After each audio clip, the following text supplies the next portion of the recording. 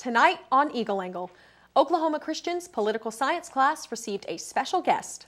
The effect that the U.S. avocado suspension is having on California farmers.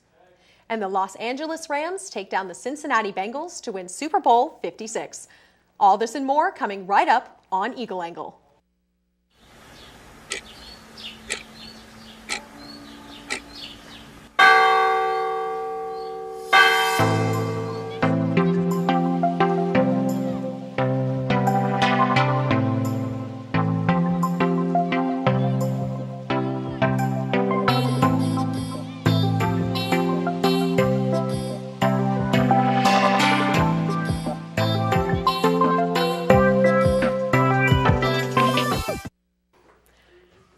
Hello and welcome to Eagle Angle, a student-produced newscast live from the campus of Oklahoma Christian University. I'm Samantha Nelson. And I'm Trinity Carpenter. Last Friday, a political science class taught by Dr. Trey Orndorff at Oklahoma Christian had a special guest.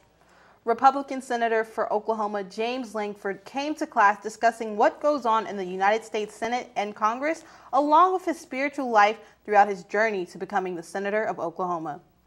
Lankford included topics such as the presidential role, how filibusters work, and the meaning behind the Capitol building design. Interact with students that are here.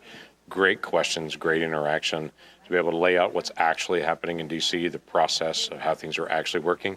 You get this story from the national media of here's what things look like, to be able to kind of crack that window open and say, here's what it's actually happening in D.C., not just the little 30-second snippets. It was fun to just be able to have that dialogue. And like I said, great questions from the students here.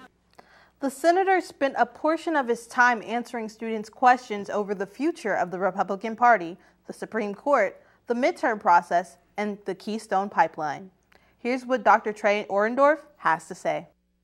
Well, the goal here, this is the Introduction to American Politics class, and the goal was for them to kind of start moving into thinking about Article 1 in Congress. And so the goal that we talked about with Senator Lankford was to get them to move from the Constitution to how it actually kind of works, that intro stuff. I think this is the beginning of continuing to have established relationships between not just state representatives for OC, but also for national, right, to establish internships and possibilities for OC students to have relationships at the DC level. Oklahoma Christian's Native American Student Association will be having its first community meeting. The meeting will take place in WBC 128 on Thursday, February 17th at 7 p.m. At the meeting, the group will be discussing who they are, the plans for the semester, and open the floor for discussion about the events and the organization. Today, an Eagle film production called 10 Minutes made its debut at the 10th Annual Austin Film Revolution Festival. The film was produced by students from the Advanced Media Production class in 2018. 10 Minutes is about a college student with a bright future who meets a woman who has long anticipated her death moments before the world ends. Now they're both suddenly forced to deal with the weight of morality while an extinction-level event kills them and everyone they know. Night of Song and Dance is the theme of the 2022 cabaret performance. This year, the show is performed by 25 talented Oklahoma Christian students. They will perform 20 popular songs, such as Some Nights, When We Were Young, and Boogie Woogie Bugle Boy. The cabaret will be presented on the 17th, 18th, and 19th at 7:30 p.m. in Judd Theater. Tickets are available at oc.edu/events. The show will be live streamed Thursday at oc.edu/live. If you have any stories you would like to report on, please send an email to our producer at z.parsons@eagles.oc.edu. A Nebraska mother and newborn had to be rushed to the hospital after the woman gave birth on a cold sidewalk. A Good Samaritan says she was there to step in and help the child when the injured mother walked away. Abby Peterson reports. It was on this cold pavement off of 24th and P Streets where a baby was born on Sunday morning around 10. Yesterday was wrong. Latrell Crane says she witnessed everything. She came up over here, right? And she was cold. She was in pain. She was crying, and I know her. Crane says a group of people realized what was happening, so they gathered blankets and wrapped the mom up. That's when she says she ran to a nearby business to call for police. I come over, and then the baby's on the sidewalk. like just in a fetal position, not breathing, still her umbilical cord still attached, you know what I'm saying? And it's just like, I just, my instinct, because I have 2 kids of my own, right? I grabbed that umbilical cord, wrapped around my hand. According to Crane, the mom then wrapped a blanket around her waist and left, while Crane says she took care of the baby boy. Police reports say the mother was found up the street at the back of a house. I shook his chest. Come on, baby, come on, come on, come on. And he said, when, oh, when. Crane describes the baby as a cute boy with a full head of black hair. According to police reports, both mother and baby were taken in serious condition to Nebraska Medicine. The report says the baby was exposed to the 15-degree temps for at least 5 minutes. Crane calls the experience traumatizing and says she cried all day on Sunday. I have 2 kids of my own, 2 boys. And she just left them on the sidewalk. It's not cool. It's not cool at all, man. I was the one that saved. The U.S. has suspended avocado imports from Mexico after a U.S. official was threatened. According to Mexico's Agriculture Ministry, a USDA food inspector received a threatening call to his official cell phone. With less product coming in, avocado farmers in the U.S. are struggling to meet demand. Kimberly Cruz reports. The largest supplier of avocados to the U.S. is on pause. Mexico supplies 2.5 billion pounds of fruit to the U.S., while California harvests about 400 million pounds each year. Shanley Farms is one avocado producer located in Morro Bay. The president of the farm says he doesn't think the ban on Mexican avocado exports will last long because California avocado growers can't keep up with the demand. The avocado industry is not set up to be able to provide as much avocados as the U.S. market demands without the Mexican supply. The supply available in stores could take a hit. If there's a hint that it's not going to get settled and could take as long as a month or a couple of months, you'll see prices skyrocket. While this could seem like a good thing for local growers, Shanley believes it would just turn consumers away from the product. That ultimately, it sounds like a good thing for a grower, but I don't want the price of guacamole in the Mexican restaurant that I'm going to eat lunch in go to $25. Nobody will buy it. On the other hand, something this will allow the community to turn their spending to local growers. I think it's an opportunity for people to taste the difference of a local avocado. Michael Wolf has been in the grocery business for 40 years and sells only locally produced and grown products. As soon as he heard the news, he knew exactly what he had to do. I got on the phone with my organic supplier and said, give me some Santa Barbara avocados at least to help, but certainly all USA stuff. And gosh, I got $1,200 of avocados coming tomorrow, and I'll still run out of these things, but they will be the best quality. Reporting in Morro Bay, Kimberly Cruz, KSBY News. A skier in Colorado is okay after getting caught in an avalanche and hurled off a cliff. Incredibly, the man's mother, who also was swept away in the avalanche, was able to find him and treat him. Spencer Wilson reports. Helicopters and dog rescue crews rushed to the scene, but they didn't end up using them. By the time we were all here responding, they were already on their way down. The two were going back up to grab some gear they left the day before when the sun cut across a ridge and started that slide. He was actually tumbling, and he was in a train trap. The avalanche carried him over a cliff. So he is very, very lucky that he has nothing but very minor injuries. They estimated he was thrown 200 to 300 feet in that slide and down a 50-foot cliff at the least. His mother found him. It took her about 10 minutes to get to him. He was buried about waist deep, and she dug him out, and she's a physical therapist, so she tended to his injuries. We certainly had a good outcome. The person involved is pretty shook up. It's definitely a traumatic experience, especially this is a pretty experienced person in the mountains. But they came away with really what looks like minor injuries, and that is a good outcome. An outcome that could have been so much worse had luck not played a significant role. That's all for national news. When we come back, we'll bring you the Eagle Angle Weather Report.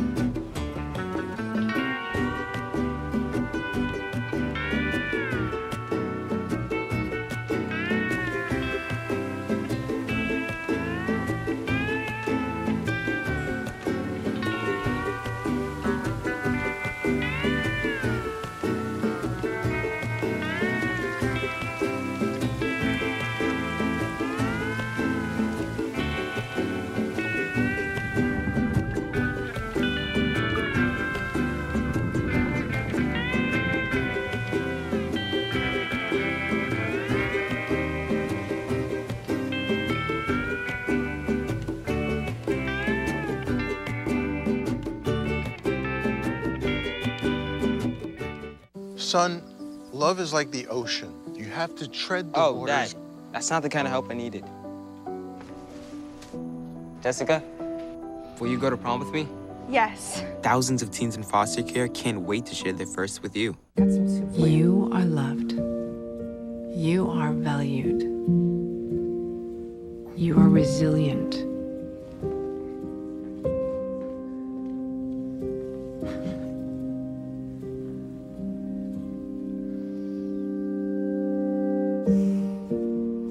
You got this. You're there for them. We're here for you. Find free care guides at aarp.org/caregiving. What are you looking for?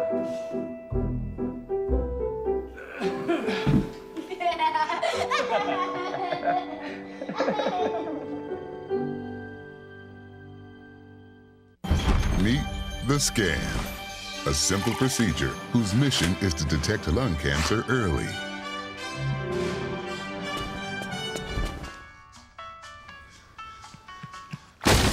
I'm here to save you.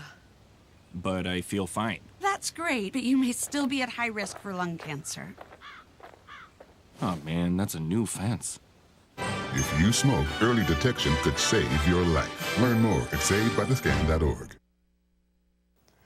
Good day, Oklahoma. I'm Trinity Carpenter here with your Eagle Angle weather report.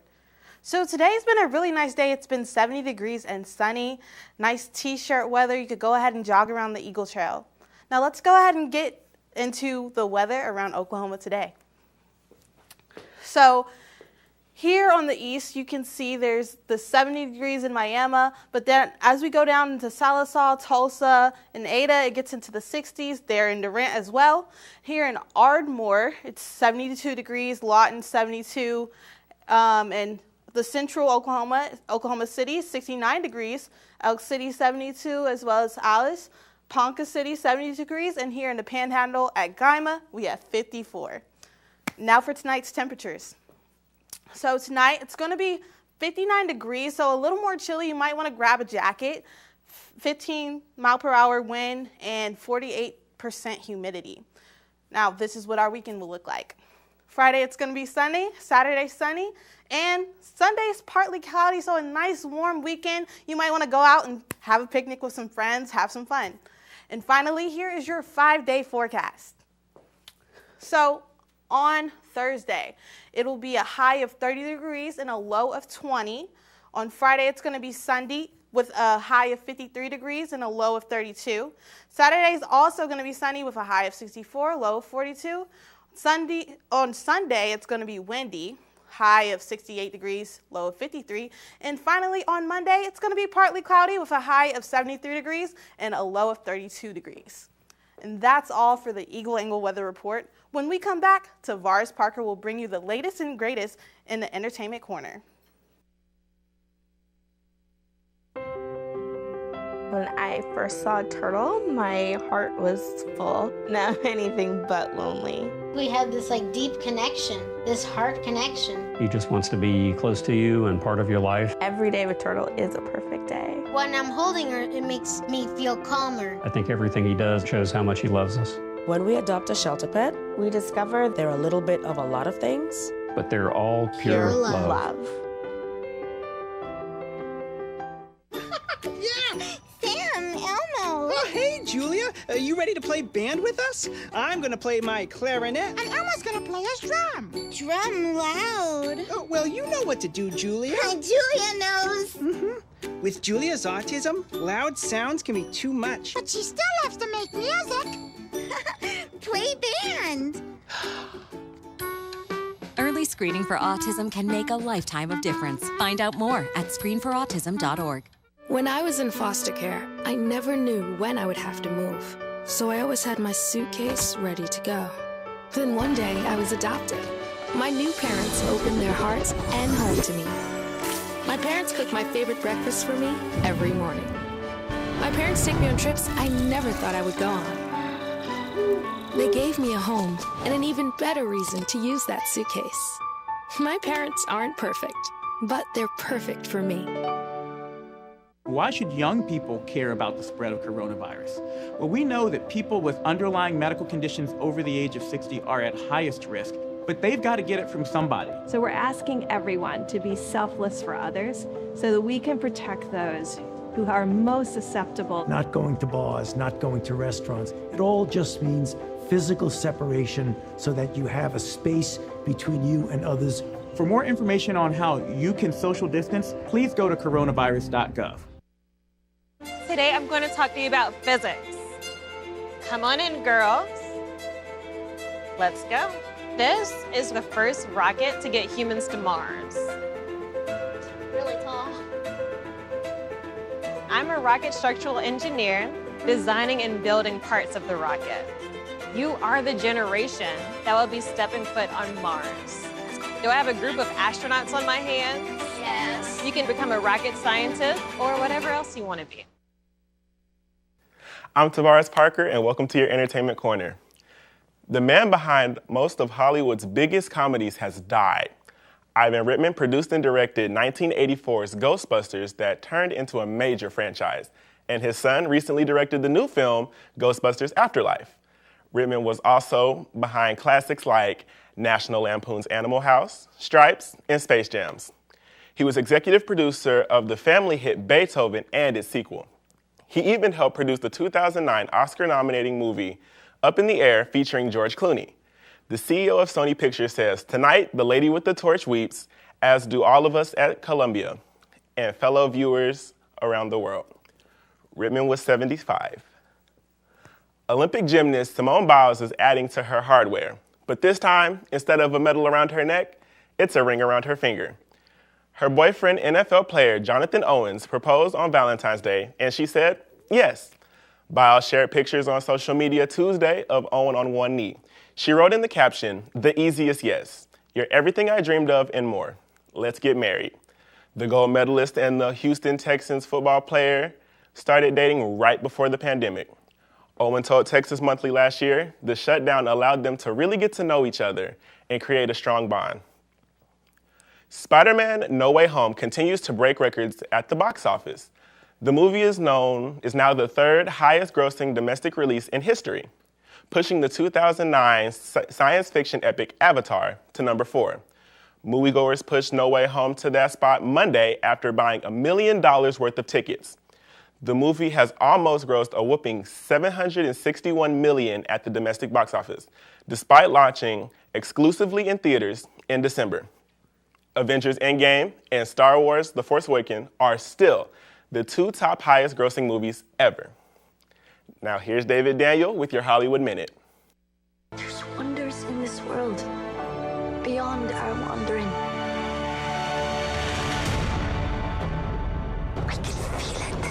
Amazon Studios has released the first teaser trailer for The Lord of the Rings: The Rings of Power. The series is set in the Second Age of Middle-earth, long before the events of The Hobbit and The Lord of the Rings. The 8-episode first season premieres September 2nd, and a second season has already been greenlit. Hey, I'm Bruno Mars. And this is Anderson .Paak. And together we are Silk Sonic. Silk Sonic has returned to Fortnite. Players can style like the duo with all new outfits, listen to their new in-game radio station, and compete in a tournament for Silk Sonic-themed prizes. Next year's Oscars red carpet could include you. The Motion Picture Academy is teaming with Twitter. They're encouraging movie fans to use the hashtag OscarsFanFavorite to vote for their favorite film of the year, whether or not it's nominated for Best Picture. The film with the most votes will be recognized on the Oscars telecast, and 3 lucky voters will serve as presenters at the 2023 Oscars. In Hollywood, I'm David Daniel. That's all for today's Entertainment Corner. Here's Gabe Baden, who has your Eagle Angle Sports Report. Thanks, Tavares.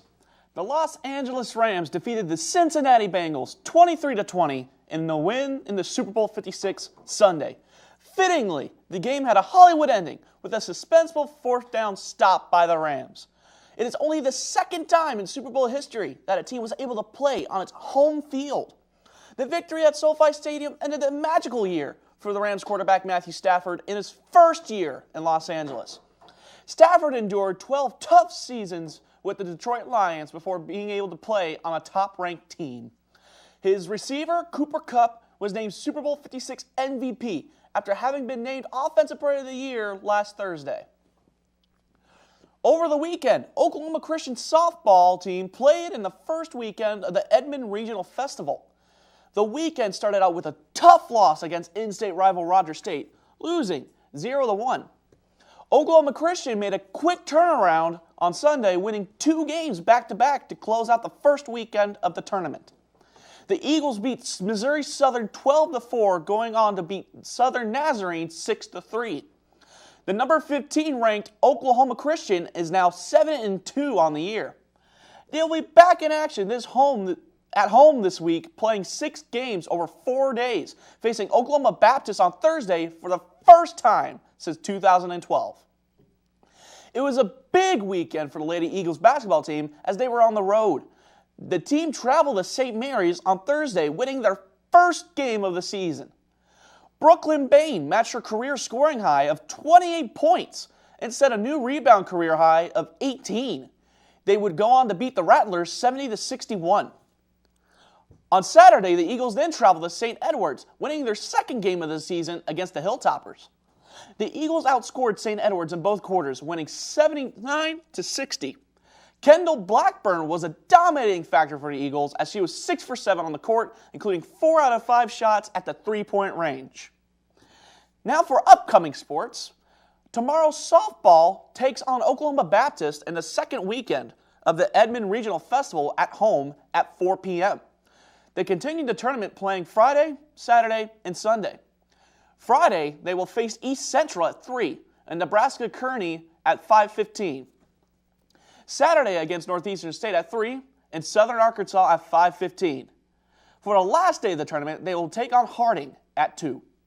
Also playing tomorrow, both the men and Lady Eagles basketball teams will face Texas Permian Basin, with the women at 5:30 and the men at 7:30. On Saturday, both basketball teams will play at home against San Angelo State. The men play at 4 and the ladies play at 2. On Friday, baseball will be traveling to Angelo State for a 4-game series, playing at 3 on Friday. Saturday, they will be playing at 1 and 3, and Sunday at 1. And that is all for your Eagle Sports Report. We'll be right back after this break for your feel-good story of the week.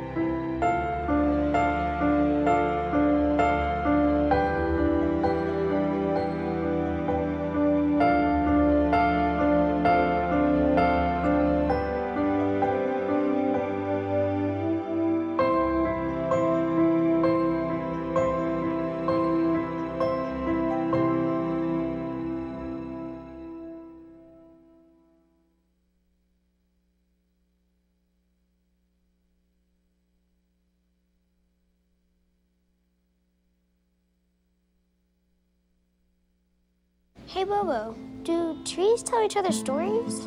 I'm sorry. I'm afraid I don't know that. Hey, why don't we go find out? Listen. Can birds draw pictures? I don't have an answer for that. Dad, do stars visit their friends? Look!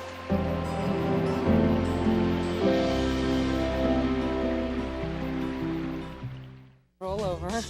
Chance high five. All right.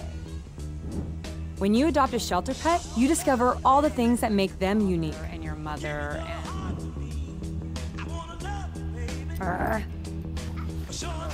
I am totally a hat person. Right, guys? Thanks for being honest. They're a little bit of a lot of things, but they're all pure love. Adopt pure love at theshelterpetproject.org. Natural disasters are a fact of life in the U.S. And between activities and school, chances are you won't be with your kids when they happen. Will they know what to do? Ready.gov/kids can help your children feel prepared, not scared. So talk with your family today. Remember trading Valentine's Day cards with your classmates? A note written nearly 8 decades ago recently resurfaced at a Minnesota antique shop. John Lauritsen explains why the person who found the card makes this story even sweeter. There's a little bit of everything. There's antiques, and then there's some new home decor. When it comes to Pond Road Market in Mankato, Claire Julian is a regular. This one's from Iowa. She enjoys making new discoveries among old merchandise, but nothing prepared her for what she found a couple weeks ago. Someone said, oh, there's a big box of old vintage Valentines.